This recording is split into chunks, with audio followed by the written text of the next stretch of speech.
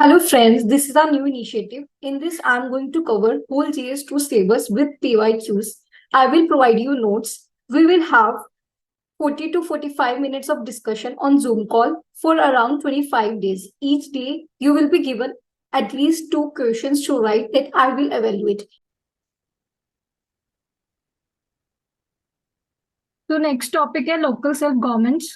Although हमने ये discuss किया था, ये फेडरलिज्म का ही पार्ट आता है जिसमें लोकल लेवल्स के साथ मतलब सेंट्रल और स्टेट गवर्नमेंट्स के साथ साथ लोकल जो गवर्नमेंट्स है उसके साथ भी जो पावर शेयरिंग होती है। लेकिन स्पेसिफिकली हमारे सिलेबस के अंदर ये लाइन मेंशन्ड है, devolution of powers and finances up to local levels and challenges therein. तो सिलेबस में स्पेसिफिकली मेंशन्ड है और मैंने यहाँ पे एंड में जो प्रीवियस ईयर्स अटैच किए हैं। तो ऑलमोस्ट एवरी ईयर जो है इससे क्वेश्चन आता है। तो मतलब 15 में आया, 17 में आया, फिर 18 में, 19 में, 20, 21, 22, 23। तो मतलब हर साल इसमें से क्वेश्चन आता है। तो पहले लोकल गवर्नमेंट मतलब अगर हम बेसिक लक्ष्मीकांत वाला रिवाइज करते हैं तो कौन सी अमेंडमेंट से आया था आरती? मैम 73rd अमेंडमेंट 1992 में। तो 73rd में पंचायत आई, 74th में जो है म्यूनिसपैलिटीज आई। म्यूनसिपैलिटी। और कौन सा शेड्यूल ऐड किया था अंकित?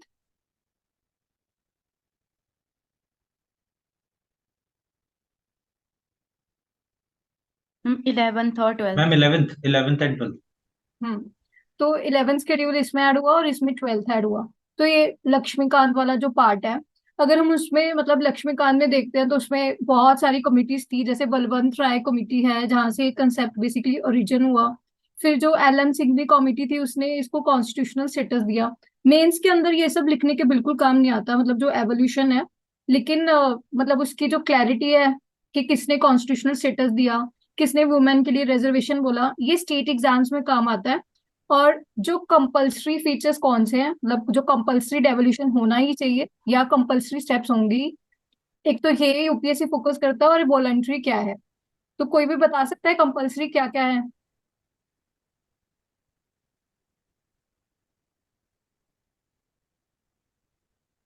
एक तो इलेक्शंस, दोबारा बताना। मतलब जो कंपल्सरी फीचर्स हैं ऑफ लाइक पंचायत। एक तो इलेक्शंस हो गए, मतलब स्टेट इलेक्शन कमीशन सेटअप होना ही चाहिए, this is compulsory. In fact state finance commission ये भी कंपल्सरी है। और उसके साथ साथ जो 1/3 रिजर्वेशन दी है टू द वुमेन, ये भी कंपल्सरी है। और जो SC ST के लिए रिजर्वेशन है। तो मतलब कुछ जो फीचर्स हैं ऑफ पंचायत या म्यूनिसपैलिटीज, दोज आर कंपल्सरी। और जो कुछ है वो वॉलंटरी है। सबसे मेन जो वॉलंटरी आता है उसके अंदर ये है, जैसे 29 फंक्शंस जो हैं अंडर शेड्यूल 11, वो स्टेट गवर्नमेंट पर लाइक छोड़ दिया कि वो आप डिवॉल्व करोगे टू द लोकल बॉडीज। और यही जो है मेजर रीजन है कि स्टेट गवर्नमेंट्स के ऊपर हमने छोड़ा है, वही जो है डिवॉल्व नहीं किया। बहुत कम स्टेट्स हैं जिन्होंने इसको डिवॉल्व किया, जिसकी वजह से क्या होता है कि जो हमारा विजन था, मतलब जो एक्चुअल में एम था, वो अचीव नहीं हो पाता। और इनफैक्ट हमने इसी के लिए कल की क्लास में एक डिस्कस किया था। कोई बता सकता है मतलब कोई स्टेप वे फॉरवर्ड इसी कंटेक्स्ट के लिए, अगर कोई लिंक कर पाए?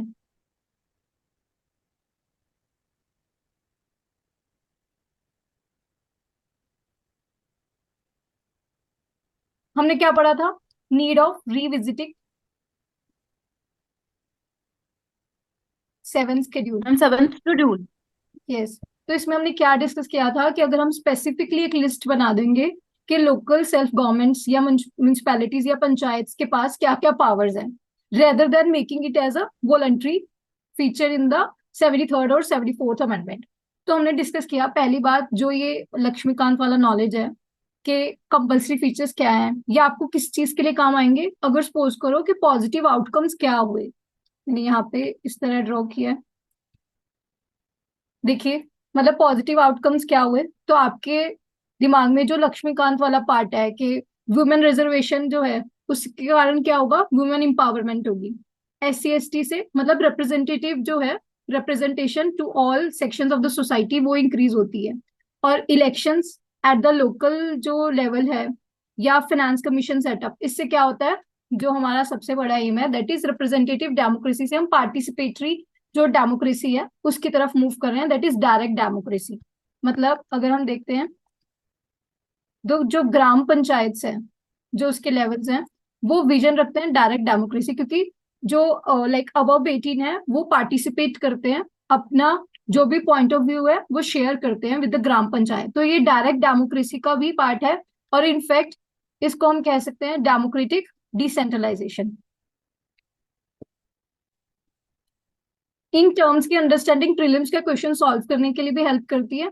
तो हमने डिस्कस कर लिया कि पॉजिटिव आउटकम्स क्या हैं, वो किस बेसिस पे लिखेंगे हम, जो कंपलसरी फीचर्स हैं लक्ष्मीकांत में जो हम पढ़ते हैं जनरली। अगर कोई भी क्वेश्चन आता है आपको एटलीस्ट मतलब ये पता होना चाहिए किस अमेंडमेंट से हुआ, आर्टिकल कौन सा है, आर्टिकल 243, इससे इंट्रोड्यूस कर दीजिए अपने आंसर को। इनफैक्ट आर्टिकल 243, 73 एंड 74 इनको मेंशन करना ही है। ऑल्दो क्या होता है कि हमारे पास बहुत सारा मैटर होता है, यूजली स्किप हो जाता है, लेकिन कई बार जो एग्जामिनर है वो चेक कर रहा होता है, उसके माइंड में ये रहता है कि आर्टिकल तो मेंशन किया ही होना चाहिए, तो वो मतलब मे बी एक्स्ट्रा मार्क्स ना मिले लेकिन कट भी ना हो, मतलब हाफ मार्क जो है। इसलिए हमें ये ध्यान रखना है कि आर्टिकल मेंशन करना ही है। और क्या हुआ है इससे, principle of subsidiarity. Principle of subsidiarity क्या कहता है कि जो काम जहां पे होना चाहिए, जहां पे वो बेटर हो सकता है, जहाँ पे मतलब जैसे हम कहते हैं कि लोकल जो पीपल है उन लोगों को ज्यादा अवेयरनेस होती है कि प्रॉब्लम्स क्या हैं, तो इसलिए या फिर बेटर फंड्स यूटिलाइजेशन भी लोकल लेवल पर ही होगी, तो प्रिंसिपल ऑफ सब्सिडियरिटी को अचीव कर सकते हैं। और आप ये भी मेंशन कर सकते हो like it is in the line of the Gram Swaraj जो ड्रीम है महात्मा गांधी जी का, या पावर टू पीपल ये राजीव गांधी जी का था। इन दोनों में से दोनों भी लिख सकते हैं, कंक्लूजन अच्छा बन जाएगा। मतलब प्रिंसिपल ऑफ सब्सिडियरिटी भी यूज कर लो और ये भी आप साथ साथ मेंशन कर सकते हो। बाकी तो क्वेश्चन पर डिपेंड करेगा कि किस तरह का कंक्लूजन बनेगा। तो हमने डिस्कस कर लिया कि किस तरह अमेंडमेंट हुई, क्यों ये आया, मतलब हमें चाहिए क्यों, इससे पॉजिटिव्स क्या होंगे, इसको हमने डिस्कस कर लिया। अब आते हैं इश्यूज।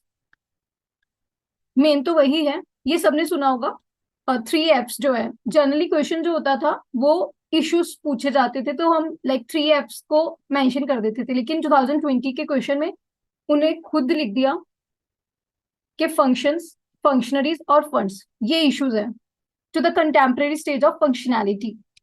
तो यहाँ पे जो फोकस किया है वो फंक्शनैलिटी पे फोकस किया है। मतलब जो मेन अगर हम कहेंगे कि तीनों में से किस ज्यादा प्रॉब्लम पे, फंक्शनरीज के ऊपर हमने फोकस करना है। तो यहाँ पे स्पेसिफिक पूछा है, तो हमें अगर अंदर के पॉइंट्स डिटेल्ड में प्रिपेयर्ड होंगे तभी हम कर सकते हैं। अब इसमें हम आते हैं कि 3 Fs जो है मतलब वीकनेसेस जो है। फर्स्ट आता है फंड्स। एनीबडी, मतलब जो भी प्रॉब्लम आ रही है आपके माइंड में। और पहले तो फाइनेंस कमीशन बहुत कम बनते हैं स्टेट लेवल पे, स्टेट फाइनेंस कमीशन। ये संकित, मतलब स्टेट मैम जो फाइनेंस लोकल कमीशन। रिसोर्सेज और हम्म। मैम जो आगे टैक्सेस वगैरह लेवी होते हैं वो बहुत ही कम अमाउंट में होते हैं। Exactly exactly. जो टैक्सेस लेवी करने की पहली बात, जो टैक्स है उसमें क्या प्रॉब्लम है, फर्स्ट चीज उनके पास पावर ही नहीं है। मतलब अगर हम देखते हैं कि कुछ टैक्सेस जो हैं किसके साथ सब्ज्यूम हो गए हैं, जीएसटी के साथ। और दूसरा क्या है कि मेजरली अगर हम देखते हैं कि लोकल गवर्नमेंट के पास क्या पावर हो सकती है, वो लैंड टैक्स निकल के आता है। अब लैंड टैक्स कब लगेगा या प्रॉपर्टी टैक्स, जब ये इसका डाटा होगा। अगर इसका डाटा ही नहीं है, रिकॉर्ड्स ही नहीं है, तो कैसे लग सकता है। तो ये भी रीजन हो गया कि टैक्स जो है वो लगा नहीं पाते, एक तो वो जीएसटी के साथ सब्ज्यूम हो चुके हैं, और दूसरी चीज जो प्रॉपर्टी टैक्स वगैरह वो लैंड के रिकॉर्ड्स जो है वो डिजिटाइज्ड होने चाहिए, फ्री होंगे। और रूपाली ने जो बोला स्टेट फाइनेंस कमीशन, मतलब ये भी फंड्स के साथ लिंक्ड हो गया। ये पहली बात तो सेट ही नहीं होता, अगर होता है तो इसकी जो भी लाइक रिकमेंडेशंस है वो रेकमेंडेटरी ही है, मतलब जैसे मैंने कहा कि रिकमेंडेशंस है ना, एडवाइजरी बॉडी है। तो ये बताओ स्टेट फाइनेंस कमीशन। अब इसके लिए आप एक डायग्राम बनाओगे एग्जाम के अंदर, कि अगर हम देखते हैं कि सिर्फ 5% जो है उनका खुद का रेवेन्यू होता है, और जो 95% है वो स्टेट्स की तरफ से आता है, स्टेट गवर्नमेंट की तरफ से। ये हो गया पंचायत के लिए। और अगर हम म्यूनिसपैलिटीज के लिए बनाते हैं तो अराउंड मोर देन 50% जो है वो कहाँ से आता है, मतलब सेंटर और जो स्टेट गवर्नमेंट फंड ट्रांसफर होता है।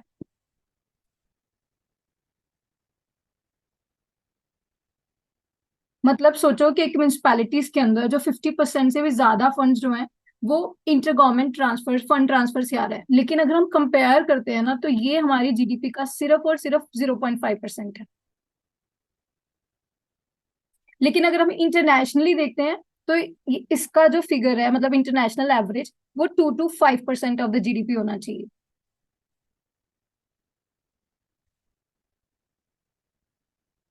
तो मतलब एग्जाम के अंदर में एक डायग्राम के थ्रू मेंशन कर सकते हैं। अगर तो देखो फुल फ्लेश्ड क्वेश्चन है, वहां पे फंड्स एक पार्ट है, तो ये डायग्राम बना दिया उतना भी सफिशिएंट है क्योंकि एक ही पॉइंट लिख पाते हैं हम।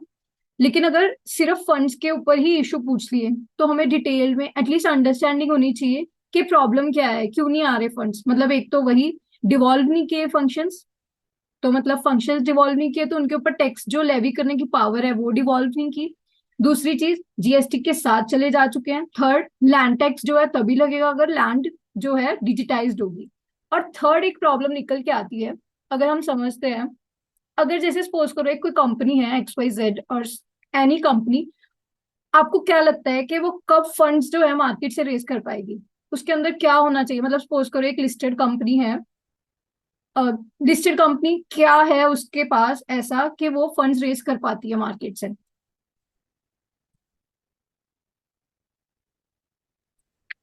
क्रेडिबिलिटी। Exactly exactly. तो किसी के भी मतलब किसी भी पर्सन के पास क्या होना चाहिए? That is credibility. वो किससे आती है? ट्रांसपेरेंसी से। मतलब अगर मान लो कि अगर सबको पता होगा कि यहाँ पे वर्किंग कैसी है, सब कुछ करप्शन नहीं है। मतलब आप लाइक कंट्री टू कंट्री भी डिफर करता है, कौन सी कंट्री को फंड लेना इजी होगा, इंडिया या पाकिस्तान? इंडिया। क्यों? क्योंकि उसकी क्रेडिबिलिटी अच्छी है। तो हमारी पंचायत या म्यूनिसपैलिटीज के अंदर क्रेडिबिलिटी का इशू क्यों है? क्योंकि वहां पे क्या होता है कि यूजली मतलब जैसे होता है ना कि वो बहुत ज्यादा लोगों के मतलब रिलेटिव्स ही होते हैं ऑलमोस्ट। तो क्या होता है कि जैसे ठीक है तुम मत दो टैक्स, मतलब वो छूट मतलब उनसे अपने रिलेटिव से पैसे लेने बहुत मुश्किल हो जाते हैं। और दूसरी चीज उनके जो लाइक अकाउंट्स हैं, ऑल्दो सीएजी ऑडिट करती है, लेकिन उसके अंदर क्या प्रॉब्लम है कि वो पब्लिश नहीं होते अकाउंट्स। तो इसके लिए 15 फाइनेंस कमीशन ने क्या बात बोली थी कि जो ऑडिटेड अकाउंट्स हैं वो मैंडेटरी वेबसाइट के ऊपर पब्लिश होने चाहिए।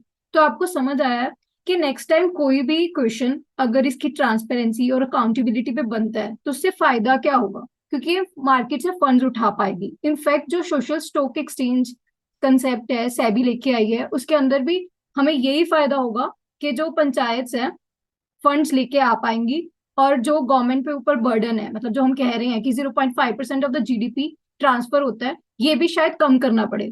और इनफैक्ट अगर ये भी कंटिन्यू करते हैं उसकी जो वो है फंक्शनैलिटी की एफिशिएंसी है वो इंक्रीज होगी। तो फंड्स को हमने डिस्कस कर लिया कि किस डायमेंशंस पे आप सोचोगे। एक तो टैक्सेस, जो स्टेट गवर्नमेंट से फंड्स आ रहे हैं, स्टेट फाइनेंस कमीशन के बारे में सोचोगे, और थर्ड आता है इसकी खुद की क्रेडिबिलिटी और transparency.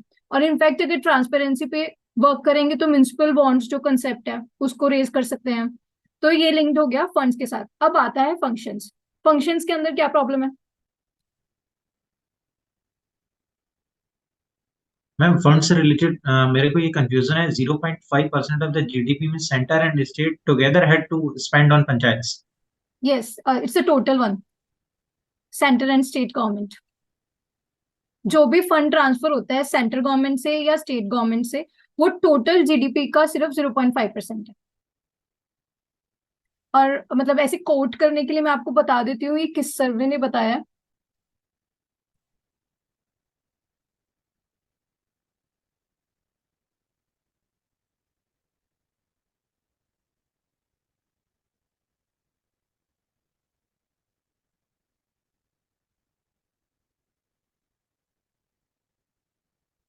Indian Institute for Human Settlement survey. ये जो मोर देन 50% है, ये हम्म, म्यूनिसिपैलिटी का है। हाँ, more than 50% of the municipality funds.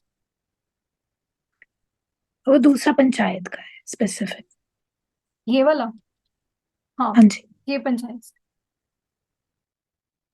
Thank you. हम्म, तो हम डिस्कस कर रहे थे फंक्शंस के रिगार्डिंग। यस आरती, क्या प्रॉब्लम है फंक्शंस में? मैम पंचायत अपने फंक्शंस ढंग से नहीं कर पाते हैं, मतलब तो इसके लिए आपको क्या आ रहा है, मतलब जितना क्यों नहीं कर पाते वो?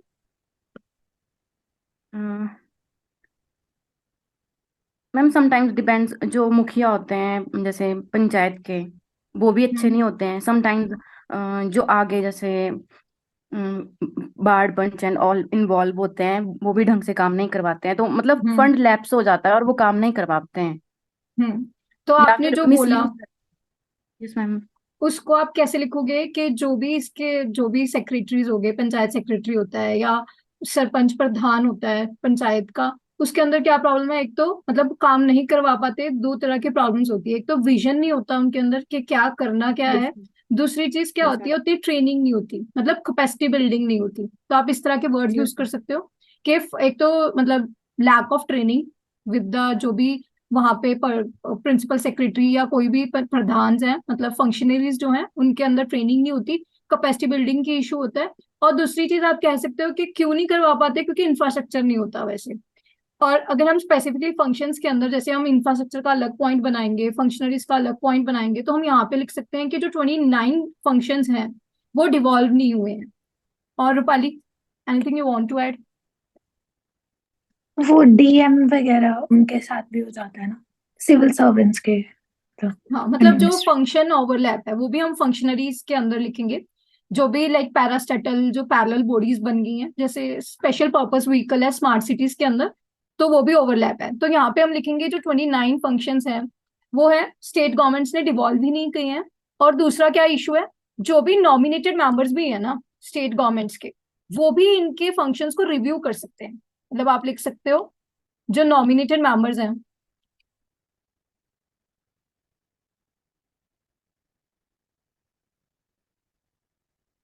Can review their functions. मतलब एक साइड पे हम इलेक्टेड बॉडी को नॉमिनेटेड मेंबर्स के थ्रू उनका जो फंक्शन है उसको रिव्यू करवा रहे हैं। और 29 सब्जेक्ट्स को जो है डिवॉल्व नहीं किया। यस रूपाली? ये मैम जो मैं एक चीज और ऐड करना चाह रही थी। हम्म। हम यस आरती। एक्चुअल में जो जैसे टेक्निकल असिस्टेंट होते हैं ना, उनके पास बहुत बर्डन होता है, जैसे उनके पास एक से ज्यादा पंचायतें होती हैं, इवन 4 से 5 पंचायतें भी एक ही टेक्निकल असिस्टेंट के पास दी जाती है, तो वो कैसे परफॉर्म करेंगे उनमें काम? वीक में तो एक ही डे आएगा उनके पास, एक पंचायत तो में। आप इसके अंदर ऐड कर सकते हो जो आपने बोला कि फंक्शनरीज के ऊपर ओवरबर्डन होता है। यस रूपाली? वो हाँ जी। तो आप एक मिनट, फंक्शंस और फंक्शनरीज में थोड़ा डिफरेंस बताओ, मतलब डिफरेंस क्या होता फंक्शनरीज के अंदर हम बेसिकली जो उस लाइक फंक्शन को परफॉर्म करने वाली जो बॉडी है उसको डिस्कस करेंगे। फंक्शंस एज ए जो भी इसको फंक्शंस दिए हैं उनके अंदर क्या इश्यूज हैं एज सच, कि एक तो वो रिव्यू कर दिया 29 फंक्शंस को जो है, मतलब डिवॉल्व नहीं किया। और आप साथ साथ ये भी कह सकते हो कि इसके अंदर फंक्शनल ओवरलैप भी है विद द स्टेट गवर्नमेंट्स।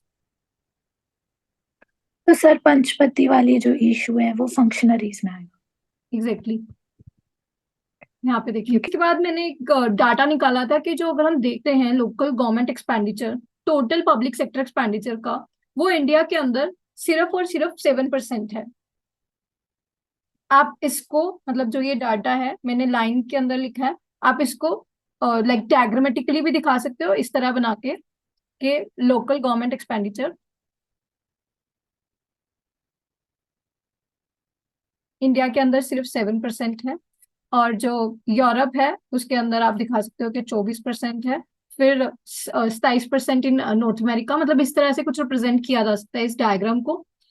ये क्या रिप्रेजेंट करता है, मतलब it is against the principle of subsidiarity. अगर लोकल गवर्नमेंट पे मतलब अगर हम total public sector expenditure local governments नहीं कर रही हैं, तो इसका मतलब स्टेट गवर्नमेंट्स कर रही होंगी या सेंट्रल गवर्नमेंट कर रही होंगी, उसकी उतनी एफिशिएंसी नहीं हो सकती जितनी की लोकल गवर्नमेंट की होगी। और हम इसको प्रिंसिपल ऑफ सब्सिडियरिटी के अगेंस्ट तो है ही है, पार्टिसिपेटरी जो डेमोक्रेसी है उसके भी अगेंस्ट हो गया। तो आप इसमें से कुछ कुछ पॉइंट्स उठा के अपने आंसर्स में लिख सकते हो। तो मतलब हमने एक तो ये डाटा हो गया, और म्यूनिसपैलिटीज के साथ लिंक्ड ये हो गया। फिर लोकल गवर्नमेंट का एक्सपेंडिचर सारा नहीं लिखना है, मतलब जो भी आप जितनी स्पेस प्रोवाइडेड है उसमें जितना फिट कर पाओ उतना ही फायदा है। लेकिन ये बात ध्यान रखनी है कि जितना मल्टी डायमेंशनल डिस्कस करोगे उसका उतना ज्यादा फायदा है। मतलब फंड्स के अंदर 2 पॉइंट्स लिख दिए, फिर फंक्शंस के अंदर, फिर फंक्शनरीज के अंदर, फिर इंफ्रास्ट्रक्चर, अलग अलग हेडिंग। क्योंकि इतना ज्यादा इंटरेस्ट नहीं होता मतलब कि वो एक ही पॉइंट को इतना मतलब पढ़ता जाएगा। और मोस्टली सबके पास सेम ही डाटा होता है, तो इतना ज्यादा आपको लगता है कि आपने बहुत अच्छा लिखा है, लेकिन सब वही लिख रहे होते हैं। तो मैंने पहले भी डिस्कस किया, हम ज्यादा फोकस करेंगे इंट्रो और कंक्लूजन के ऊपर। अब आ जाता है फंक्शनरीज। फंक्शनरीज के अंदर रूपाली ने पहले ही बता दिया, स्टेट फाइनेंस कमीशन, कि वो सेट ही नहीं करते या रिकमेंडेटरी होते हैं, और इनफैक्ट उनकी जो क्वालिफिकेशन है ये गिवन नहीं है constitution. Okay, let me ask, जो फाइनेंस कमीशन ऑफ इंडिया है उसकी क्वालिफिकेशन मेंशन्ड है कॉन्स्टिट्यूशन के अंदर? नो। हम्म। तो जो फाइनेंस कमीशन ऑफ इंडिया है उनकी भी नहीं मेंशन। जब हम कॉन्स्टिट्यूशनल बॉडीज को करेंगे तब हम वहां पे ये इशू डिस्कस करेंगे। तो एक बार के लिए स्टेट फाइनेंस कमीशन के अंदर क्या प्रॉब्लम है कि उनकी क्वालिफिकेशन नहीं मेंशन। रूपाली ने बोला था कि पैरेलल बॉडीज बन जाती हैं, और जो आरती ने जो पॉइंट बोला था कि उनके जो टेक्नीशियंस या जो भी टेक्निकल मेंबर्स होते हैं वो इतने ज्यादा कम होते हैं, मतलब इतने ज्यादा के साथ पंचायत के साथ अटैच कर देते हैं कि वो ओवरबर्डन हो जाते हैं। तो इसी के बेसिस पे एक प्रॉब्लम है कि साइज ऑफ जो पंचायत है वो स्टिपुलेटेड नहीं है कॉन्स्टिट्यूशन द्वारा। इसके कारण क्या होता है कि जितनी बना दी, मतलब ये किसके ऊपर डिपेंडेंसी आ जाएगी, स्टेट गवर्नमेंट्स के ऊपर। तो ये मेंशन करना जरूरी है पॉइंट, क्योंकि इस पे सेकेंड आरसी ने बहुत अच्छी से डिस्कस किया है। हम लाइक पढ़ेंगे कि जैसे अगर बहुत ही ज्यादा पॉपुलेशन है किसी एरिया की, मतलब पंचायत का साइज बड़ा है, तो वार्ड वार्ड पंचायत बना दो, ताकि, क्योंकि हम फोकस किस गोल पे कर रहे हैं आखिरकार, कि लोगों का डायरेक्ट पार्टिसिपेशन बढ़े। पंचायत, ग्राम पंचायत के अंदर यही होता है कि अबव 18 वाले जितने भी अडल्ट मेंबर्स हैं वो पार्टिसिपेट करते हैं। फिर इनके पास खुद के पास पावर नहीं होती स्टाफ और रखने की, डिटर्मिन करने की salary. In fact this was the problem in PSUs as well. अब रिसेंटली आप सुनते होंगे कि बहुत, मतलब जैसे अच्छी अच्छी आईआईटी से, मतलब जो क्वालिफाइड जो कैंडिडेट्स होते हैं या अच्छे आईआईएम से, अब उनको जॉब जो मिलने लग गई पीएसयूज के अंदर, इक्वली जो गुड पैकेज है as compare to private companies, अब वो मिलते हैं। थोड़ी सी इकोनॉमी में जो है मतलब दी गई है इन पीएसयूज को। लेकिन अगर ये नहीं होती, उस वजह से क्या होता है कि उस तरह का स्टाफ आता ही नहीं है जिसको इतनी ट्रेनिंग हो, इतनी नॉलेज हो, जिसकी वजह से वो कॉम्पीट नहीं कर पाते। मतलब हम कहते हैं ना कि जो प्राइवेट सेक्टर सर्विसेज डिलीवर करता है और पब्लिक सेक्टर, उसमें क्यों डिफरेंस होता है, यही रीजन होता है कि वहां पे किस तरह का स्टाफ है। फिर प्रॉक्सी रिप्रेजेंटेशन, ये ऑलरेडी डिस्कस कर लिया। इनफैक्ट जो एमपी लैड स्कीम है, ये किसके पास पावर होती है, एमपी के पास फंड्स जाते हैं। अगर यहाँ पे एलोकेशन बढ़ती जाएगी तो उसका रोल बढ़ेगा एमपीज का, रेदर देन जो पंचायत है, मतलब सरपंच वगैरह उनकी जगह। तो ये कुछ हो गई फंक्शनरीज की प्रॉब्लम। फंक्शंस, फंक्शनरीज और फंड्स। इंफ्रास्ट्रक्चर सिंपल है, पीआरएस जो है उसने डाटा दिया है कि सिर्फ जो ग्राम पंचायत हैं 25% उन्हीं के पास बिल्डिंग है। अगर हम इस इश्यूज को देखने के बाद एक बार, मतलब जो कुछ आदर्श ग्राम पंचायत हैं उनका मॉडल देखते हैं। एक यूट्यूब पे आप सर्च कर सकते हो, मतलब हमारी गवर्नमेंट की जो पंचायती राज मिनिस्ट्री है उसकी एक आदर्श पंचायत पे वीडियो है, उसी की लाइक वो है फिगर। उन्होंने फोकस किया है चार चीजों के ऊपर: infrastructure, connectivity, health and sanitation and livelihood and social security. ये चार चीजों के ऊपर जब पंचायत कोई भी है फोकस करती है तो वो आदर्श ग्राम पंचायत बनती है। तो अगर आपको, मतलब जैसे मान लो कि जीएस 3 के अंदर या जीएस 1 के अंदर, जीएस 2 के अंदर भी अगर कोई भी इस तरह का टॉपिक बनता है, जैसे हेल्थ के अंदर आता है, तो ट्राई टू इंक्लूड ग्राम पंचायत। मतलब कि लोकल जो हेल्थ है, मतलब जो हम कहते भी हैं प्राइमरी हेल्थ केयर सेक्टर, उसको इम्प्रूव करने के लिए क्या कर सकते हैं कि इन बॉडीज को हम स्ट्रेंथन करें। तो उसके अंदर उस वीडियो में उन्होंने 3 पंचायत को जो है मेंशन किया है। One is Thuna Kalam panchayat, other one is Punsari panchayat, ये गुजरात, मतलब जो थुना कलाम है दिस इज इन एमपी। फिर जो गुजरात की 2 विलेजेस को मेंशन किया है, एक तो पुंसारी, एक है अनंतपुरा विलेज। तो अगर हम इनमें मतलब डिस्कस करते हैं कि सब में कॉमन क्या था, मतलब ये क्यों एक आदर्श ग्राम पंचायत बन पाई। एक तो इन्होंने कहा है कि जो ग्राम पंचायत है उनका डिसीजन लिया होता है, मतलब जो भी मिलके डिसीजन बना। एक जो आरती ने बोला था कि वो काम नहीं करवा पाते, तो जो सरपंच है उनका विजन जो है वो बहुत अच्छा था, मतलब देवर क्लियर कि उन्होंने कैसे कैसे काम करना है, और विल पावर अच्छी थी। और इनफैक्ट जो भी स्कीम्स, मतलब जो भी गवर्नमेंट बनाती है, मतलब सेंट्रल गवर्नमेंट लगा लो या स्टेट गवर्नमेंट बना लो, उसकी अवेयरनेस सब जो फंक्शनरीज हैं उनको थी। फर्स्ट चीज की उनको अवेयरनेस थी, सेकंड उन्होंने उसको लिंक किया सारी स्कीम्स को। जितनी ज्यादा कन्वर्जेंस आएगी, कोलैबोरेशन होगा जितना ज्यादा, उतना ज्यादा वो बेटर इंप्लीमेंट हो पाएगी। फोर्थ चीज, जो भी एक्सपेंडिचर लिया जाता था, मतलब जो भी किया जाता था एक्सपेंडिचर, उसमें ट्रांसपेरेंसी थी, मतलब करप्शन को कम करने के लिए जो काम किया, और लोगों ने भी पार्टिसिपेट किया। मतलब इन्होंने जो है, एक तो टेक्नोलॉजी को तो यूज किया ही। एक आपने सुना होगा कि जो 2.5 लाख ग्राम पंचायत है, उनको लिंक करने के लिए जो हमारा मतलब एक भारत नेट करके प्रोग्राम है, जिसके अंदर हम सब लाइक सब ग्राम पंचायत के अंदर इंटरनेट की फैसिलिटी प्रोवाइड करना चाहते हैं। और उसी तरह जो एक पुंसारी पंचायत है, इसने क्या किया, मतलब सब जगह सीसीटीवीज लगवाए, लाउड स्पीकर्स लगवाए, ताकि जो है मतलब लोकल जितनी भी अनाउंसमेंट्स करनी होगी, मतलब अवेयरनेस के लिए काम कर सकते हैं। इनफैक्ट मतलब वहां पे सीसीटीवीज की फैसिलिटीज ऐसी थी कि घर पे बैठे हुए जो पेरेंट्स हैं, वो अपने बच्चों को वो क्या कर रहे हैं स्कूल के अंदर एक्टिविटीज वो देख सकते हैं। फ्री वाईफाई की फैसिलिटी, इनफैक्ट सिटी के अंदर आरओ प्लांट लगाया, जिसके कारण क्लीन वाटर जो है वो दे पाए हम।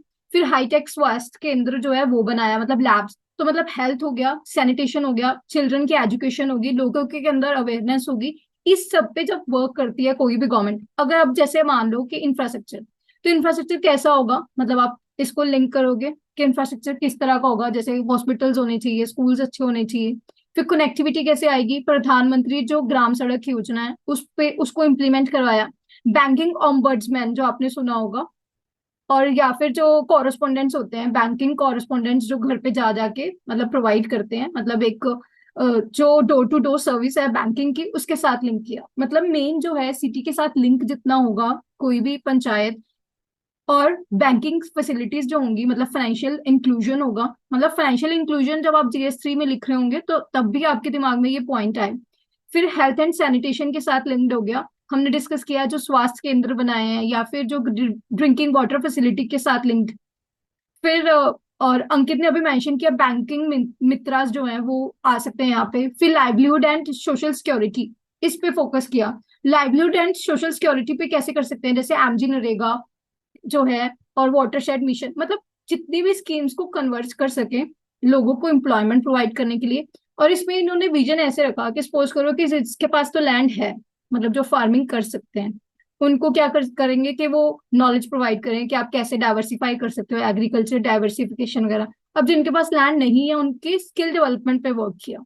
तो मतलब जब भी आप एक जो विजनरी ग्राम पंचायत कैसी होगी, इन 4 पैरामीटर्स पे वर्क मतलब जो है फोकस करोगे, और इसी को ही छोटा आप डायग्राम बना के आप दिखा सकते हो कि कौन सी स्कीम के साथ कन्वर्जेंस होनी चाहिए। और इसमें से 3 लाइक मैंने ग्राम पंचायत मेंशन कर दी है। आप एग्जाम के अंदर एक बॉक्स बना के एक लिख सकते हो कि केस स्टडी उनसारी थूना या कुछ भी, और उसमें ये कॉमन इन ऑल जो मैंने लिखे हैं कि ये वाले जो विजनरी या डिसीजंस जो भी मतलब जो भी पॉइंट्स है, 3-4 पॉइंट्स मेंशन कर देने हैं कि किस तरह हम एक आदर्श ग्राम पंचायत बना सकते हैं। तो हमने जो भी इश्यूज डिस्कस किए, ये मतलब जो स्पेसिफिक पॉइंट ऑफ व्यू था वो पंचायत के रिलेटेड था। लेकिन अगर हम देखते हैं कि म्यूनिसपैलिटीज पे स्पेसिफिक क्वेश्चन है, सपोज फंड्स के लिए हमने डिस्कस कर लिया कि जो ये डाटा है, मोर देन 50% ऑफ द जो फंड्स हैं वो सिर्फ 0.5% ऑफ द जीडीपी ही है। फंक्शंस, यहाँ पे भी प्रॉब्लम है कि जो पैरेलल बॉडीज बन गई हैं, या 29 फंक्शंस जो है उसको डिवॉल्व नहीं किए। इनफैक्ट जो नॉमिनेटेड मेंबर्स है वो लाइक उसको रिव्यू कर सकते हैं। अब यहाँ पे स्टेट फाइनेंस कमीशन लगा लो, इलेक्शंस जो हैं ईयर टू ईयर नहीं होते। वो म्यूनिसपैलिटीज में भी प्रॉब्लम है, यहाँ पे भी प्रॉब्लम है पंचायत के अंदर। और इनफैक्ट यहाँ पे जो एम्पीलैड स्कीम है, ये वाला पॉइंट भी आ जाएगा, पैरेलल बॉडीज का भी आ जाएगा। और एक आप जो ऐड कर सकते हो, मतलब स्पेसिफिक जो म्यूनिसपैलिटीज के अंदर होते हैं वो मेयर्स होते हैं, तो आपको पता होगा कि इसका जो भी मतलब इलेक्शंस हैं वो वो नहीं है लाइक डिसाइडेड प्री डिसाइडेड कि कैसे होंगे। कई जगह पे इलेक्टेड होते हैं, कहीं पे नॉमिनेटेड होते हैं, और इनफैक्ट कई बार जो है जो ब्यूरोक्रेट्स होते हैं वही मेयर बना देते हैं। यस अंकित। मैम एमपीलेट स्कीम से कैसे इफेक्ट पड़ता है, ये समझ नहीं। मतलब जो एमपी लेड स्कीम है उसके अंदर जो लोकल एरिया को डेवलप करने के लिए हम एमपी को दे रहे हैं फंड्स, रेदर देन पंचायत को देने के। तो एमपी जो है, मतलब अगर हम देखेंगे, अगर आप उस स्कीम को मैम देखते हो तो जैसे दो। कि श्यामा प्रसाद मुखर्जी रूरल योजना। सॉरी। मैम श्यामा प्रसाद मुखर्जी योजना, जिसमें वो पर्टिकुलर एक पंचायत को डेवलप करने के लिए उनको ग्रांट मिलता है। हाँ, आप इस तरह मेंशन कर सकते हो। उसके कारण क्या होता है कि जैसे मान लो कि एमपी को अगर हम दे रहे हैं, या एमएलए को दे रहे हैं, मतलब पंचायत को करने के लिए, तो वो जो मतलब मेन जो पॉइंट था प्रिंसिपल ऑफ सब्सिडियरिटी वो इम्प्लीमेंट नहीं हुआ।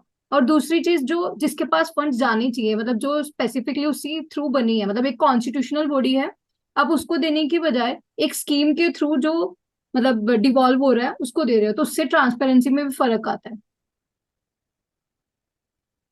समझ आ गया अंकित? Yes ma'am. तो हमने डिस्कस कर लिया कि जो मेयर है वो इलेक्टेड होते हैं या नहीं। इनफैक्ट एक ये भी प्रॉब्लम है, जैसे मान लो कि मतलब आपने सुना होगा पॉलिटिकल पैट्रोनेज कह देते हैं, कि जैसे अगर कोई भी अपॉइंट नहीं हुआ, सपोज करो, मतलब वहां पे पता है ना कि जो लोकसभा या राज्यसभा में क्या होता है, आप नहीं बने एमपी, चलो नॉमिनेटेड एमपी बना देते हैं ना। उसी तरह यहाँ पे भी प्रॉब्लम है कि किसी ना किसी तरह बैकडोर एंट्री के थ्रू जो पॉलिटिकल पैट्रोनेज मिलती है, जो कॉन्स्टिट्यूशनल बॉडीज हैं, मतलब उनकी जो रेलेवेंस है वो कम करते हैं, मतलब एक नॉमिनेटेड मेंबर्स रेदर देन जो इलेक्टेड है। अब दिल्ली के अंदर भी क्या प्रॉब्लम है, एलजी वर्सेस सीएम, उसमें वहां पे भी यही है कि एक तो मतलब सिर्फ अपॉइंट कर दिया प्रेसिडेंट ने, एक है इलेक्टेड। मतलब जो डेमोक्रेटिक इलेक्शंस हैं उसके थ्रू जो बॉडी है उसके पावर के ऊपर जो है मतलब कम किया जाता है इसके थ्रू। तो आप पॉलिटिकल पैट्रोनेज मेंशन कर सकते हो, मेयर्स की प्रॉब्लम होगी, तो ये कुछ पॉइंट स्पेसिफिक हो जाएंगे म्यूनिसपैलिटीज के साथ नहीं। बाकी वही सेम प्रॉब्लम्स हैं, क्योंकि वहां पे भी स्टेट फाइनेंस कमीशन ही बनता है, स्टेट इलेक्शन कमीशन भी मतलब वही इलेक्शंस करवाता है, ये पता होगा। और इनफैक्ट लोकल गवर्नमेंट एक्सपेंडिचर भी इसमें दोनों आ गई, म्यूनिसपैलिटीज और पंचायत भी। और अगर किसी ने मतलब स्पेसिफिक आर्टिकल्स लिखने हो तो मैंने यहाँ पे मेंशन कर दिए। और मे बी जो स्टेट एग्जाम्स होते हैं वहां पे प्रिलिमिनरी एग्जाम के अंदर ये मैच द फॉलोइंग करके कुछ आ जाता है कि कहाँ से लेके कितने। इनफैक्ट वहां पे तो स्पेसिफिक भी पूछते हैं कि स्टेट इलेक्शन कमीशन का कौन सा लाइक आर्टिकल है। लेकिन अगर आपको थोड़ा सा आइडिया हो ना कि पंचायत का यहाँ पे खत्म हो जाता है और म्यूनिसपैलिटीज का यहाँ पे स्टार्ट होता है, तो आप थोड़ा सोच सकते हो कि ये ऊपर ही आ चुके होंगे स्टेट इलेक्शन कमीशन और फाइनेंस के बारे में, क्योंकि वो पंचायत में पहले ही सेक्शन कवर हो चुका होगा। तो आप थोड़ा सा लिंक कर सकते हो। अब आ जाता है वे फॉरवर्ड क्या है। हमने जो यहाँ तक डिस्कस किया, आप आराम से सोच सकते हो कि ठीक है, इसको एडवाइजरी की जगह मतलब इसकी रिकमेंडेशंस को कंपलसरी कर दो, मतलब वो होना ही चाहिए इम्प्लीमेंट। लैंड को डिजिटाइज कर दो, ट्रांसपेरेंसी बढ़ाने के लिए हमने डिस्कस कर लिया कि जो ma'am 15th finance commission. Yes. Ma'am in municipalities ZG होगा, आपने आई थिंक ZT लिखा है लास्ट वाला। ये आप श्योर?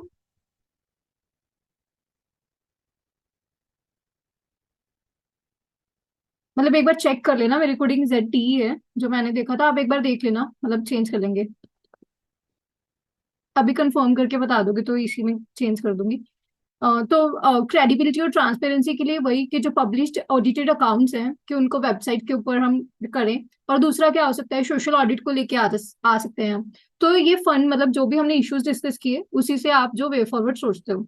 लेकिन यहाँ पे क्रेडिबिलिटी ऐड करने के लिए आंसर मतलब सेकेंड एआरसी ने स्पेसिफिकली लोकल गवर्नमेंट के ऊपर एक्सटेंसिवली डिस्कस किया है। तो इसने ये बात बोली कि जो स्टेट गवर्नमेंट है मतलब वो रिव्यू कर पाते हैं ना पंचायत के जो भी रेजोल्यूशन है, रेदर देन हम क्यों ना ऐसा करें कि जो लोकल ऑम्बर्ड्समैन है वो रिपोर्ट करे गवर्नर को लोकायुक्ता के थ्रू।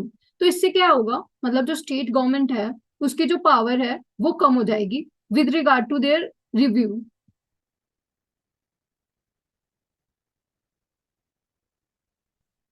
ओके अंकित, सेट जी है।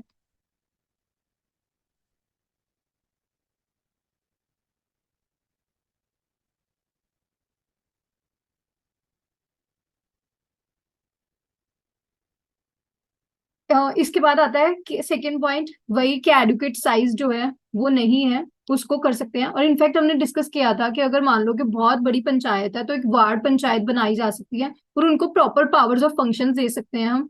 और अगर मतलब सेकेंड ईयर से ने ये भी बोला कि क्लियर कट डेमार्केशन होना चाहिए फंक्शंस का of each tier of government. ये उसी के साथ लिंक्ड हो गया, हमने किया था ना need of revisiting the 7th schedule, ये उसी के साथ लिंक हो गया। वहां पे भी सेकेंड ईयर से लिख सकते हो पिछले वाले लेक्चर के अंदर जो नोट्स थे। अब यहाँ पे सेकेंड ईयर ने ये भी बोला है कि जो भी ऐसे टेक्निकल फंक्शंस होते हैं मतलब जो लगता है कि वो इतने अच्छे से परफॉर्म नहीं कर पाएंगी तो हम उसको आउटसोर्स भी कर सकते हैं, प्राइवेट और पब्लिक। क्योंकि हमारा मेन गोल क्या है, that is quality of service delivery. ये एथिक्स का सिलेबस के अंदर मेंशन्ड है कि क्वालिटी ऑफ सर्विस डिलीवरी, क्योंकि क्वालिटी ऑफ सर्विस डिलीवरी से क्या होगा, मतलब जो सिटीजन्स का मेन जो गोल है, हम इंक्लूसिव डेवलपमेंट जो है, इंक्लूसिव ग्रोथ उसको अचीव कर पाएंगे। तो ऐसा करने के लिए हम आउटसोर्स कर सकते हैं। और दूसरा इन्होंने कहा कि जो ऑडिट कमिटीज है उनको बनाया जा सकता है। आप यहाँ पे जैसे मेंशन कर दिया, अलग से पॉइंट बना सकते हो कि सोशल ऑडिट को हम इनकरेज कर सकते हैं। इनफैक्ट अभी सीएजी ऑडिट भी होता है, लेकिन सीएजी के अंदर भी ये प्रॉब्लम है कि कहीं ना कहीं वो भी इंडिपेंडेंट, मतलब वैसे तो इंडिपेंडेंट है क्योंकि उनका जो एक्सपेंडिचर है वो चार्ज ऑन सीएफआई है। सेकंड चीज, उनको ऐसे सुप्रीम कोर्ट के इक्वल जो जज है उनके साथ इम्प्रूव, मतलब जो कंडीशंस है टू रिमूव वो सुप्रीम कोर्ट के इक्वल है। लेकिन स्टिल वहां पे भी जो अपॉइंटमेंट वगैरह के ऊपर डिपेंडेंसी है वो सेंट्रल गवर्नमेंट के ऊपर ही होती है। तो आप एक इंडिपेंडेंट कमिटीज बना सकते हो। फिर फंड्स के रिगार्डिंग हम डिस्कस कर चुके हैं कि वाइडन करने के लिए टैक्स बेस हम क्या कर सकते हैं। फिर सोशल स्टॉक एक्सचेंज हो गया, सोशल ऑडिट हो गया, लैंड डिजिटाइजेशन। लैंड डिजिटाइजेशन के लिए कौन सी स्कीम चल रही है?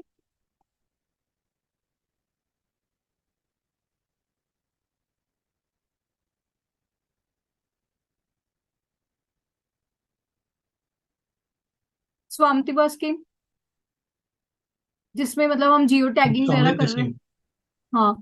और यस मैम। इनफैक्ट जो भुवन पंचायत 3.0 चल रहा है। अब हर उसमें मतलब जो भी, मतलब इनफैक्ट हम किसी भी गवर्नमेंट साइट्स को अभी देख रहे हैं, आप उसमें भी पढ़ते हो, मतलब साइंस एंड टेक के अंदर, कि वेब का जो पेज था, मतलब वेब 1.0, 2.0, 3.0 तक हम पहुंच चुके हैं। अब वो सब हम यहाँ पे, मतलब जो गवर्नमेंट की वेबसाइट्स है उसमें भी यही चीजें आ रही हैं। तो आपको ये ध्यान रखना है कि यहाँ पे कौन सा लेवल चल रहा है। इसमें हम क्या करने वाले हैं, बेसिकली जितने भी सैटेलाइट के थ्रू डाटा कलेक्ट हो सकता है वो हम विजन कर रहे हैं। और फिर आता है ट्रांसपेरेंसी, ये 15th फाइनेंस कमीशन ने जो बोला। और म्यूनिसिपैलिटी बॉन्ड्स हो गए। यूजर चार्जेस के थ्रू क्या होगा, जैसे अभी आरती ने बोला था कि जैसे लिकर के ऊपर टैक्स लग रहा है ना, अगर आपको वाटर सप्लाई हो रहा है वहां पे चार्जेस लिए जा सकते हैं। इनफैक्ट जो भी, जैसे मान लो कि गवर्नमेंट है, मतलब जो पंचायत है वो ये कर सकते हैं कि हर जगह एक डस्टबिन लगवाए जा सकते हैं। अगर उनका कलेक्शन, मतलब गार्बेज कलेक्शन के ऊपर जो भी चार्जेस हैं वो लिए जा सकते हैं। इससे क्या होगा, जितनी मतलब एक साइड पे तो गवर्नमेंट के पास फंड भी जा रहा है, मतलब पंचायत के पास। दूसरी चीज, जो क्वालिटी ऑफ सर्विस डिलीवरी है वो इम्प्रूव हो सकती है। तो आप यूजर चार्जेस मेंशन कर सकते हो। और इनफैक्ट लोगों के ऊपर अगर चार्ज लगेगा, मतलब पानी के ऊपर जैसे, तो हम क्या इंट्रोड्यूस कर सकते हैं? अकाउंटेबिलिटी। मतलब लोग उसको सस्टेनेबल एक डेवलपमेंट ऐसे, आल्सो। हाँ स्टेबल डेवलपमेंट भी आप कह सकते हो। इनफैक्ट लोग जो है उसके, मतलब अगर हम सपोज करो ना कि कोई चीज पैसे की खरीदते हो, हम थोड़ा सा कॉन्शियस जो है वो यूज करेंगे। अब आता है कॉम्पिटिटिव फेडरलिज्म, आप मेंशन कर सकते हो। इनफैक्ट ये पॉइंट जो है हमने हर जगह यूटिलाइज कर सकते हैं, हमने पहले भी डिस्कस किया है, जैसे ऑर्डिनेंस इंडेक्स वगैरह। वैसे पंचायत डेवोल्यूशन इंडेक्स लेके आ सकते हैं, ताकि स्टेट गवर्नमेंट जो है आपस में इसलिए लाइक कॉम्पीट करे कि पंचायत का कितना डेवलप, मतलब कितना ज्यादा उन्होंने डिवॉल्व किए फंक्शंस। तो कॉम्पिटिटिव फेडरलिज्म हो सकता है। अकाउंटेबिलिटी को बढ़ाने के लिए ये social audit, right to recall news के अंदर था राजस्थान के अंदर, जो ये नीड ऑफ पॉलिटिसाइजिंग पंचायत कर सकते हैं। अब अगर हम पॉलिटिसाइज कर रहे हैं पंचायत, इसका क्या मतलब है, जैसे मान लो कि अब एमपी के इलेक्शंस आएंगे या एमएलए के आते हैं, या फिर आप ऐसे लगा लो कि जब भी मतलब लोकसभा के अंदर इलेक्शंस आते हैं, सीएम अपॉइंट होता है, तो क्या होता है कि बहुत ज्यादा वो होता है ना, वो आते हैं हमारे पास डिस्कस करने के, मतलब हम ये कर देंगे, एक मैनिफेस्टो लेके आती है कोई भी गवर्नमेंट, फिर उसके बेसिस पे हम वोट देते हैं। लेकिन जो भी नेशनल पार्टीज हैं या स्टेट पार्टीज हैं वो पंचायत इलेक्शंस के अंदर अभी तक घुसी नहीं है। जब तक वो नहीं जाती हैं उस इलेक्शंस के अंदर, तो इनके मैनिफेस्टो के अंदर पंचायत के साथ रिलेटेड कुछ भी नहीं होता, मतलब जो लोकल लेवल के ऊपर है। तो हम कह सकते हैं कि अगर नेशनल पार्टीज या स्टेट पार्टीज यहाँ पे पंचायत लेवल पर जाएंगी तो बेटर जो है अकाउंटेबिलिटी हम एस्टेब्लिश कर पाएंगे। अब नेक्स्ट स्टेप आता है citizen charter. Citizen charter ethics के अंदर, मतलब और जीएस 2 का स्पेसिफिक गवर्नेंस का एक हेड है, सब्जेक्ट है, जिसके अंदर सिटीजन चार्टर सिंपल मीनिंग है कि एक डॉक्यूमेंट होगा जिसके अंदर सिटीजन और गवर्नमेंट, मतलब गवर्नमेंट और सिटीजन के अंदर एक एग्रीमेंट होगा। गवर्नमेंट कहेगी कि ये functions I am accountable to you, ये सब आपको मिलेगा, कितने टाइम में मिलेगा, और आप अगर सपोज करो नहीं मिलता तो कैसे अपील कर सकते हो। तो ये एक डॉक्यूमेंट होता है, मतलब it's a sort of trust between citizen और गवर्नमेंट। तो ये सिंपल मीनिंग हो गया सिटीजन चार्टर का। इसको हम कैसे यूटिलाइज कर सकते हैं, जैसे मान लो कि जो तमिलनाडु अर्बन लोकल बॉडीज हैं उसके अंदर ये प्रोविजन है कि अगर वो इम्प्लीमेंट नहीं होता तो फाइन लगता है 50 रुपए का। तो आप सिटीजन चार्टर को यूटिलाइज कर सकते हो। इनफैक्ट जब हम गवर्नेंस करेंगे तो अब हम पढ़ेंगे सेवोतो मॉडल होता है, जिसके अंदर हम एक तो पढ़ते हैं कैपेसिटी बिल्डिंग। जैसे आरटी ने बोला था कि उनको इतना वो इम्प्लीमेंट नहीं करवा पाते, तो कैपेसिटी बिल्डिंग होगी तो हम जितने ज्यादा ट्रेंड होंगे उतनी ही बेटर हम एफिशिएंट जो है सर्विसेज प्रोवाइड कर पाएंगे। एक आता है सिटीजन चार्टर, क्योंकि एक तो इस चार्टर के थ्रू क्या होता है कि वो अकाउंटेबल हो जाएंगे गवर्नमेंट। दूसरी चीज, सिटीजन को भी पता होगा कि वो क्या क्या उनके राइट्स हैं, क्या उनको मिलना ही चाहिए। अपील प्रोसीजर होगा। अपील के लिए आता है ग्रीवेंस रिड्रेसल। आपको पता है साइट कौन सी है ई गवर्नेंस के अंदर गवर्नमेंट की with regard to grievance redressal? Ma'am एक तो एक्ट है, आरटीआई एक्ट। एक आरटीआई एक्ट है और एक सीपी ग्राम्स, मतलब ई आरटीआई आ गया ई गवर्नेंस के अंदर, और एक CP grams. Yes Rupali?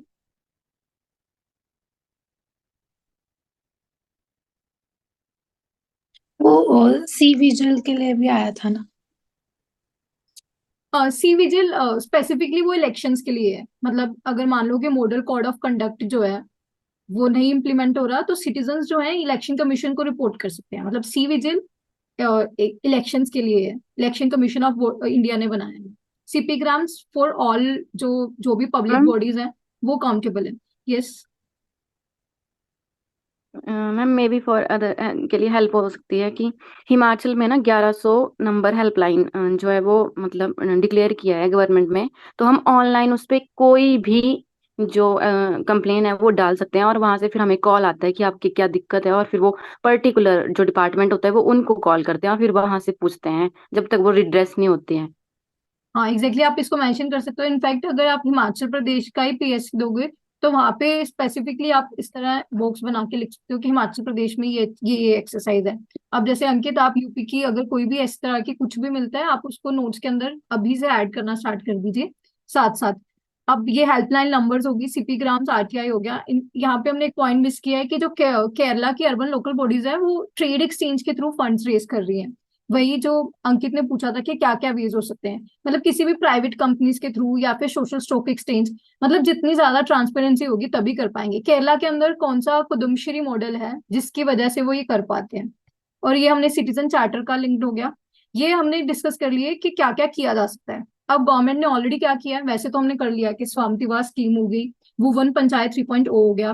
15th finance commission ने क्या क्या बोला है कि आप डिजिटाइज कर दो, मतलब ये संकेत।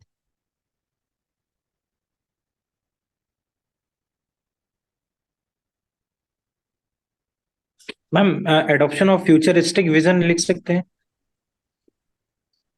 क्या बोल रहे हो आप? रिपीट कर जैसे कि सकते हो मैम एक बार? कुछ पंचायत में, लाइक महाराष्ट्र पंचायत में उन्होंने एक बोला था कि मोर देन 2 चाइल्ड वाला एलिजिबल नहीं होगा इलेक्शंस के लिए। एक्चुअली ये जो मतलब एक टॉपिक बनता है इसके अंदर कि किस हद तक जो इलेक्शंस हैं, मतलब हम क्वालिफिकेशन कैसे ऐड कर सकते हैं। मतलब जैसे मान लो, जैसे आपने बोला ना कि 2 चाइल्ड, वो नहीं होगा। या फिर वो कह देते हैं कि ये भी चल रहा था ना कि 8th क्लास पास होना चाहिए, मतलब एजुकेशन कितनी अच्छा। जरूरी है। तो इसमें आप मतलब एक स्टैंड अलोन टॉपिक बनेगा। मतलब अगर ऐसे क्वेश्चन आता है सपोज कि इस तरह की, तो आप पॉजिटिव्स भी हैं ऑब्वियसली, पॉपुलेशन कंट्रोल कर सकते हैं और एक वो रोल मॉडल की तरह एक्ट करेंगे। फिर आप नेगेटिव्स लिख सकते हो कि इसके कारण क्या होगा कि एक्सक्लूड हो जाएंगे, मतलब जो राइट टू कॉन्टेस्ट है वो आप छीन रहे हो। और इनफैक्ट हो सकता है कि मतलब हम जो क्वालिटी वो लेके आ सकते थे वो नहीं लेके आ पाए। तो इश्यूज के अंदर आप थोड़ा सा मेंशन कर सकते हो कि राइट टू कंटेस्ट जो है, मतलब उसके अगेंस्ट कुछ स्टेप्स लिए आप एग्जांपल देके एक आध मेंशन कर सकते हो। ठीक है अंकित? Okay ma'am. हम्म। तो फिर उसके बाद आता है कि गवर्नमेंट ने क्या स्टेप्स लिए हैं। 15th फाइनेंस कमीशन, क्योंकि आई थिंक पता नहीं कौन सी ईयर में 14th फाइनेंस कमीशन के रिगार्डिंग स्पेसिफिक पूछा था। 2021 के अंदर देखिए आपने ये स्पेसिफिकली लिखा है कि how have the recommendations of the 14th finance commission of India enabled the states to improve their fiscal position. और इन्होंने फोकस किया है स्टेट्स के ऊपर। स्टेट्स के अंदर हम ऑब्वियसली लोकल गवर्नमेंट्स के अंदर भी जाएंगे। तो उसी तरह 15th फाइनेंस कमीशन जो है उसने क्या स्टेप्स लिए वो पूछा जा सकता है, क्योंकि इसने लाइक बहुत अच्छी से फोकस किया था ऑन लोकल गवर्नमेंट्स। एक तो 14th फाइनेंस कमीशन और 15th फाइनेंस कमीशन के अंदर जो अगर हम डिफरेंस देखते हैं तो 14th फाइनेंस कमीशन ने विलेज पंचायत के ऊपर फोकस किया था, लेकिन 15th फाइनेंस कमीशन ने जो सारे लेवल्स हैं रूरल पंचायत के उनको इंक्लूड किया। फिर जो फंड्स हैं वो तो ऑब्वियसली बढ़ाए होंगे, ये पॉइंट तो मतलब ऑब्वियस सी बात है। और जो थर्ड है कि स्टेट फाइनेंस कमीशन को सेटअप करना कंपलसरी कर दिया है, अगर जो ग्रांट्स हैं वो इसी बेसिस पे उनको डिवॉल्व होंगे। मतलब उन्होंने कहा कि मार्च 2024 के बाद जो भी ग्रांट्स हैं लोकल बॉडीज को जाएंगे वो इसी बेसिस पे जाएंगे अगर उन्होंने स्टेट फाइनेंस कमीशन को कॉन्स्टिट्यूट किया और जो भी रिकमेंडेशंस उसने दी हैं उस पर एक्ट अपॉन करना है। अब ये कितना ही इम्प्लीमेंट होता है ये तो पता नहीं है, लेकिन एक बार 15th फाइनेंस कमीशन ने ये बात बोली है। अब ग्रांट क्राइटेरिया ये मतलब इन्होंने लिंक कर दिया विद रिगार्ड टू पॉपुलेशन। मतलब पॉपुलेशन के बेसिस पे जो है ग्रांट्स दिए जाएंगे, जिसके अंदर जो वेटेज है वो 90-10 कर दिया। मतलब मेन जो एरिया को लेके 10% है लेकिन पॉपुलेशन को लेके 90% है। तो पॉपुलेशन जो ग्रांट लिंक किया है with the criterias. State finance commission के रिगार्डिंग जो हम कहते हैं कि ये सेटअप नहीं करते, तो ये 15th फाइनेंस कमीशन का अच्छा स्टेप है कि वो कंपलसरी कर दिया ये करें, क्योंकि हमने किसके साथ लिंक कर दिया, फंड्स के डेवोल्यूशन को इसके साथ लिंक कर दिया। अब आता है लैंड डिजिटाइजेशन, ये हमने कर लिया। फिर ट्रेनिंग जो है, कैपेसिटी बिल्डिंग जो प्रोग्राम है इनका, एक पर्ल प्रोग्राम है, सीबीयूडी का है capacity building for the urban development, एक पर्ल प्रोग्राम। ये बेसिकली जो क्रॉस वो होती है ना, मतलब जो भी अच्छी प्रैक्टिसेस होती हैं वो शेयर करने के रिगार्डिंग। फिर अभी रिसेंटली जो सुप्रीम कोर्ट है उसने भी ये बात बोली कि जो स्टेट इलेक्शन कमीशन हैं वो स्किप नहीं कर सकती अपनी constitutional obligation to conduct their elections. Basically क्या होता है कि ये कह देती हैं कि यहाँ मतलब इलेक्शंस ही इस रीजन की वजह से इलेक्शंस नहीं किए जा सकते, मतलब कुछ माइन्यूट रीजंस देके ये इलेक्शंस नहीं कंडक्ट करवाती।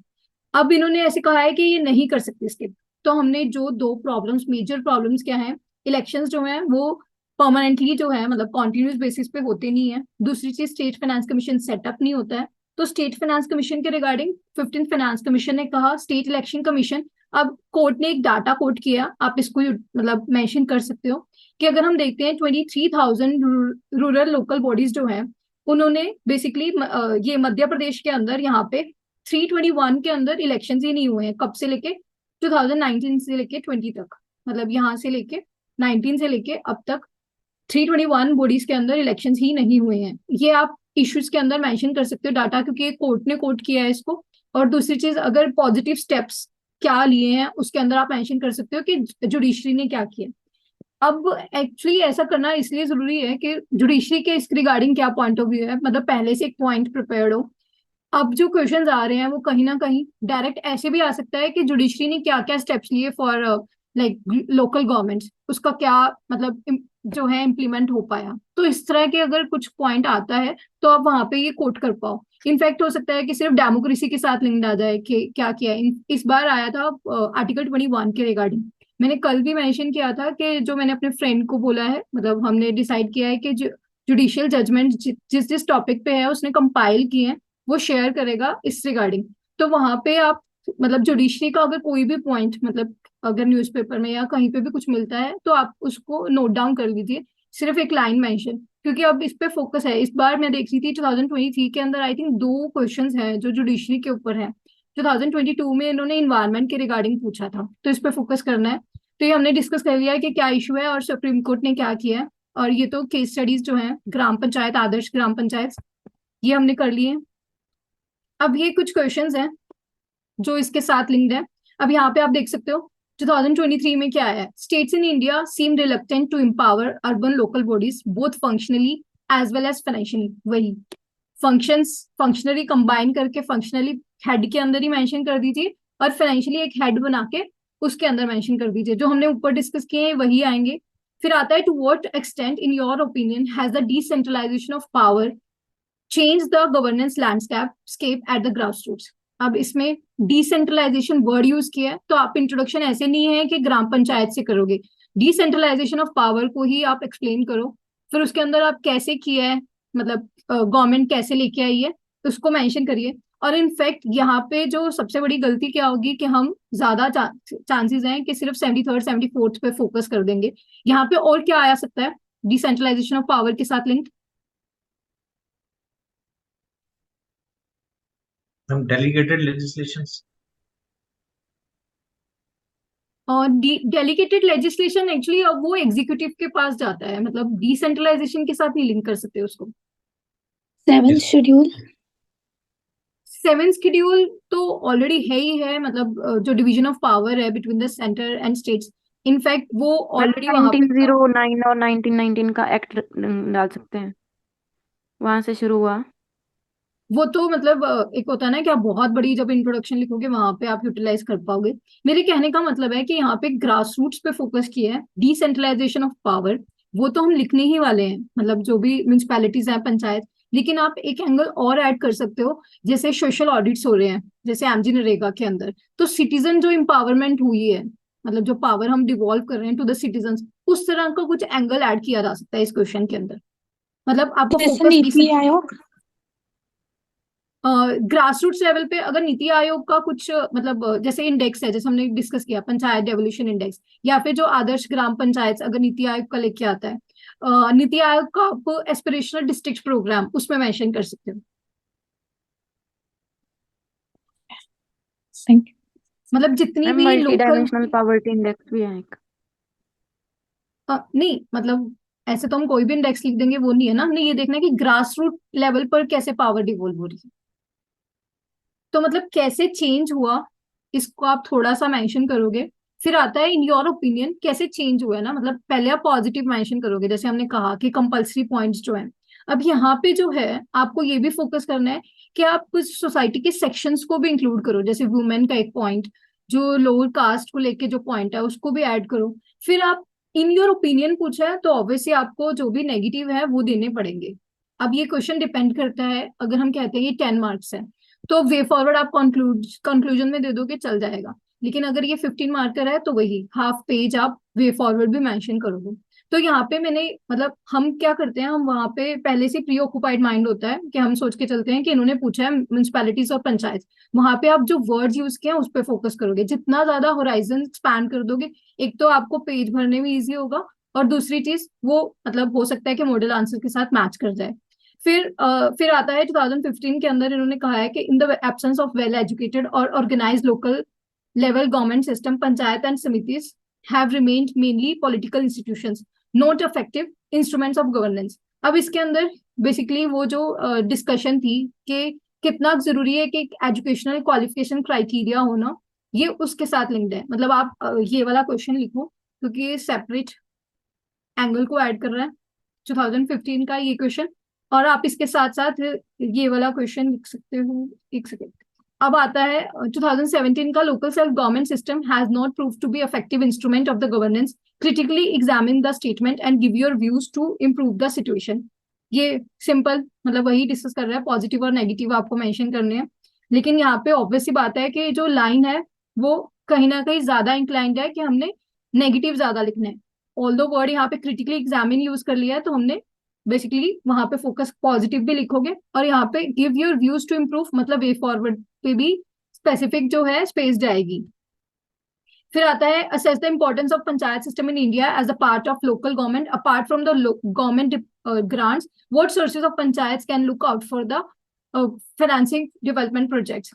ये अंकित ने जो पूछा था, आप इस पॉइंट क्वेश्चन को लिखिए कि फंड्स के ऊपर, क्योंकि अगर हम सिलेबस की लाइन देखते हैं तो वहां पे स्पेसिफिकली फाइनेंसिस को लाइक मैं फोकस किया है, तो आपको फंड्स के साथ लिंक्ड स्पेसिफिकली प्रिपेयर्ड होना चाहिए, तो ये आंसर लिख सकते हो।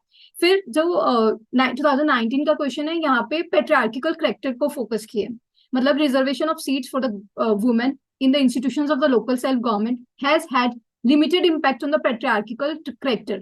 अब ये किस चीज पे फोकस कर रहा है, मतलब एक जो इश्यू ऑफ सरपंच पतिज है स्पेसिफिकली उसी को उठा के इन्होंने यहाँ पे क्वेश्चन बना दिया। तो आप जो इंट्रोडक्शन होगी कि हाँ रिजर्वेशन हुई है यहाँ पे लोकल सेल्फ गवर्नमेंट के अंदर, आर्टिकल 243 73rd 74th अमेंडमेंट के थ्रू जो आई है। अब यहाँ पे लिमिटेड इम्पैक्ट है, तो मतलब आपको पॉजिटिव भी थोड़ा सा मेंशन करना होगा कि रिजर्वेशन के कारण क्या हुआ है। आप कुछ जैसे छवि राजपूत हैं वुमेन से, मतलब जो फेमस वो पंचायत के अंदर, इनफैक्ट जो भी मैंने यहाँ पे आपको आदर्श ग्राम पंचायत बताई थी, तो वहाँ उनको मेंशन कर सकते हो कि वुमेन के रिगार्डिंग ये हुआ है। अब लिमिटेड इम्पैक्ट हुआ है, मतलब यहाँ पे इशू ऑफ सरपंच पति जो है आप मेंशन कर सकते हो कि वो यूजली जो डिसीजन है मतलब वो वही ले रहे होते हैं। मतलब क्या होता है कि वो सरपंच होती है, एक प्रधान बना देते हैं, उसका यूजली हस्बैंड होता है, वही सारे डिसीजन ले रहा होता है। आप इसको थोड़ा सा मेंशन कर सकते हो। और जो न्यूज के अंदर मतलब हाईलाइट हुई थी बात, यूक्रेन जब इशू हुआ था, मतलब यूक्रेन रशिया इशू, तब एक स्टूडेंट थी वहां पे मेडिकल कर रही थी, तो ऐसे पता चला कि वो है सरपंच है, लेकिन वो तो वहां पे पढ़ाई कर रही है, तो मतलब उनके उसके बेहाफ पे उसके पापा जो है वो डील कर रहे थे। तो आप ऐसी कोई एग्जांपल है वो उसको मेंशन किया जा सकता है। फिर आप लिमिटेड इम्पैक्ट क्यों हुआ, आप उस एंगल पे जाओगे कि जो भी मतलब वैल्यूज हैं मतलब किससे निकल के आती है, मतलब जो पैट्रियार्कल सेटअप है हमने उसको कैटर नहीं किया। सीधा एक प्रोविजन बनाने से कुछ नहीं होगा, मतलब हमें लोकल लेवल पे अवेयरनेस जो है वो क्रिएट करनी होगी। जो लोकल वहाँ की मतलब एक वेब सीरीज भी है पंचायत करके, उसमें यही चीज दिखाई है, जो मतलब वो उसके जो हस्बैंड होते हैं प्रधान वही चला रहे होते हैं। तो एक दिन वो डीएम आती है वहां पे, वो कहती हैं कि मतलब आप क्यों नहीं स्पीच दे रही हैं, मतलब वो उनसे डर के, मतलब क्या होता है कि जैसे डीएम की विजिट हुई तब वो पेश कर देंगे सरपंच को। तो आप उस एंगल को मेंशन करो कि कैसे कर सकते हैं हम कैटर, कि क्यों नहीं कर पाया, तो कमेंट है तो आप वाइडन डिवाइड करके इसको लिख सकते हो। फर्स्ट क्वेश्चन तो वो पूरा का पूरा फंड्स फंक्शन फंक्शनरीज, तो मतलब ये 2020 का क्वेश्चन जो है इसको लिखिए, और ये 2018 का क्वेश्चन, और ये एजुकेशन के साथ link। तो इसमें मतलब जो मेन जिस्ट है वो कवर हो जाएगा।